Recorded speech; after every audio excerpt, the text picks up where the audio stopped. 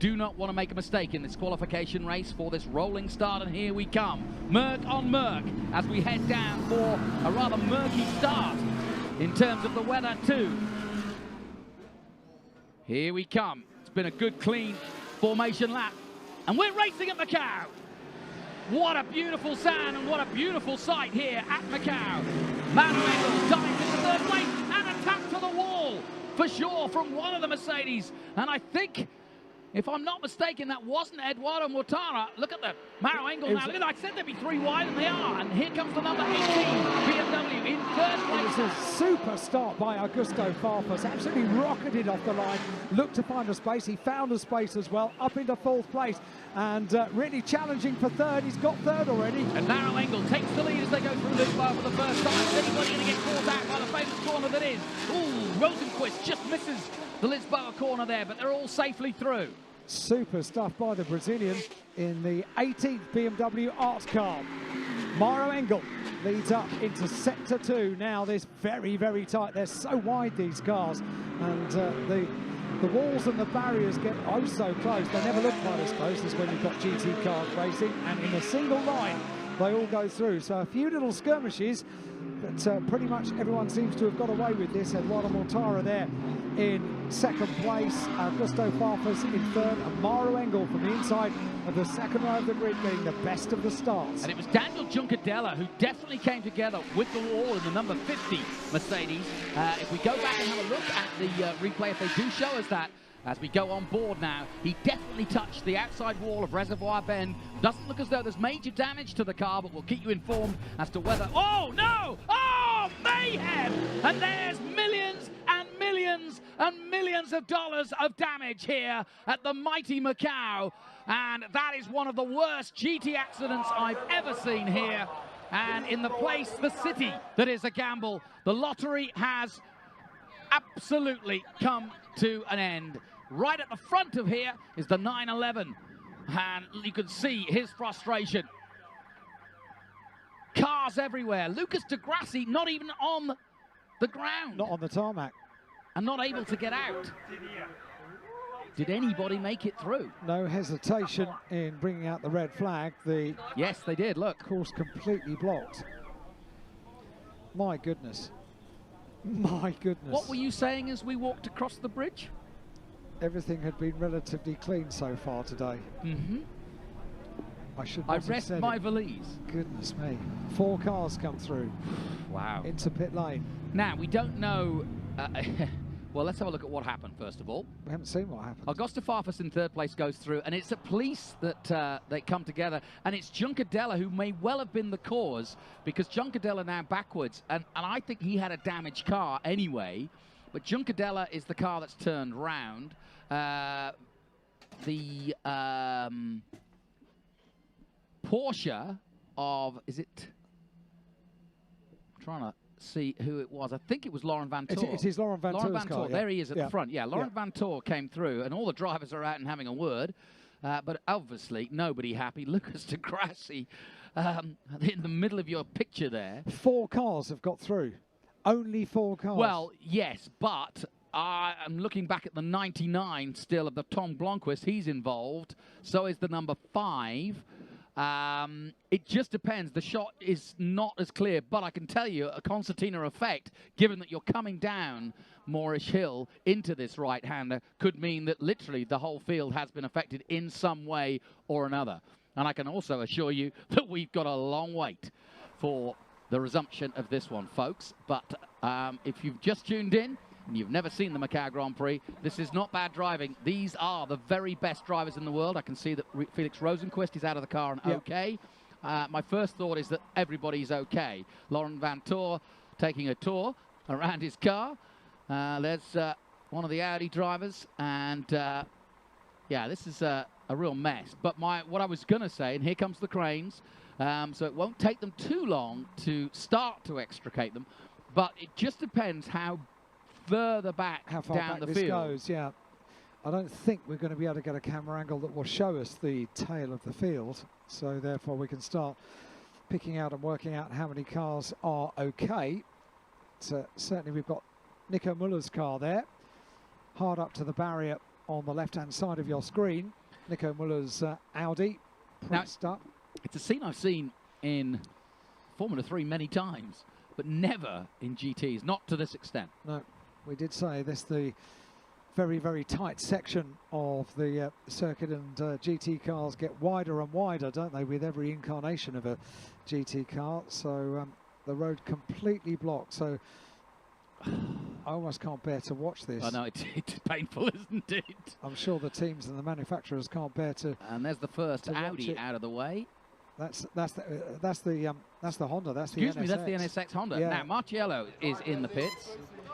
And you know what? The other thing that's happening at the moment is it's getting darker and darker, as if rain clouds are looming in. They reckoned on the weather forecast, if we got a shower, a proper shower, it will be about 1 o'clock this afternoon. It's 25 to 1, everybody. Local time. So Rafael Marciello talks to the AMG team. His first outing with this Mercedes crew at Macau in a GT car. And so far he's equipped himself pretty well. But now the tactics are going to go on, because amazingly, besides Juncadella, here's another look. So Farfus goes through a third. There's Juncadella, basically, I think, the cause of the accident, unless Laurent Vantor was trying to go through on the inside. Yeah, which is a no-no. And it's only a guess. There's no room. It's only a guess. Look at this. As to what happened leading up to that.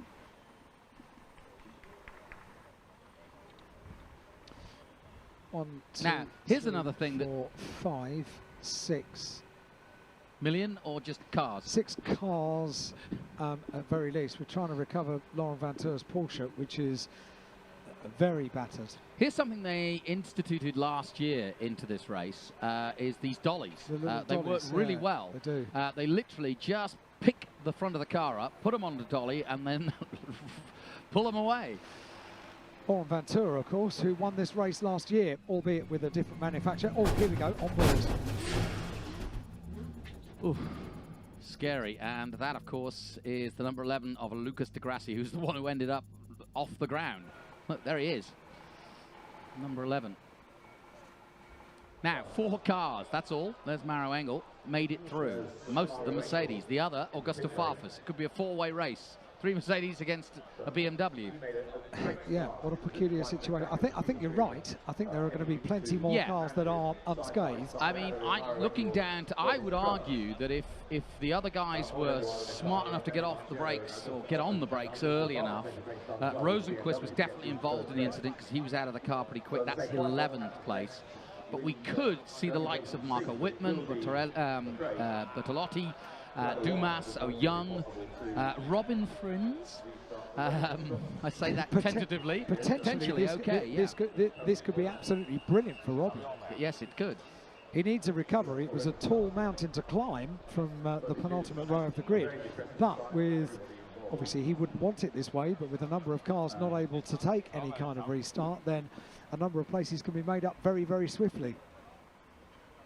Good news, if there is that, if there is any good news from this, as they take Jucadella's car out of the way.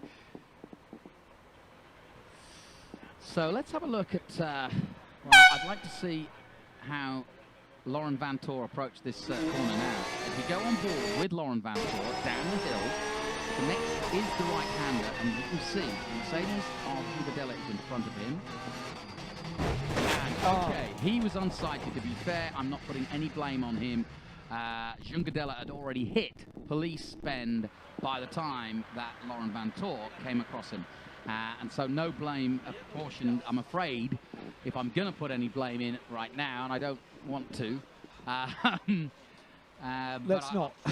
Let's not. Let's talk about the recovery some more, shall we? Yeah, we shall. But I'm not going to blame the 911. I'll say that, shall I? And absolutely, and very good to have the onboard shot. So we found out what happened leading up to what can only be described as a very upsetting scene, because now forklifts, cranes, flatbed recovery vehicles, it's all hands to the pump now to get the road clear.